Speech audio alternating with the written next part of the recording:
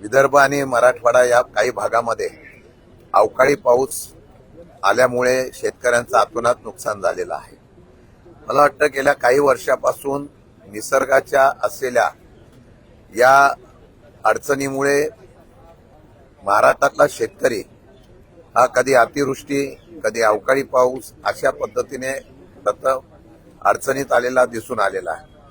विधिमंडळाच्या अधिवेशनामध्ये सातत्याने आम्ही मागणी करत असतो की नुकसान झालेल्या शेतकऱ्यांच्या संदर्भातली भावना ही सरकारने स्पष्ट करावी.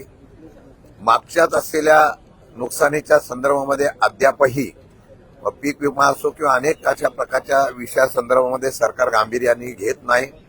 आता सुद्धा उभी पिकं या ठिकाणी अवकाळी पावसाच्यामुळे अडचणीत आलेली आहे. शेतकरी अडचणीत आलेला आहे. माझी विनंती आहे आज सभागृहामध्ये आम्ही हा विषय मांडू आणि शेतकऱ्यांना न्याय देण्याच्या संदर्भातली भूमिका सरकारला भाग पाडू अशा प्रकारची या ठिकाणी मी भावना व्यक्त करतो.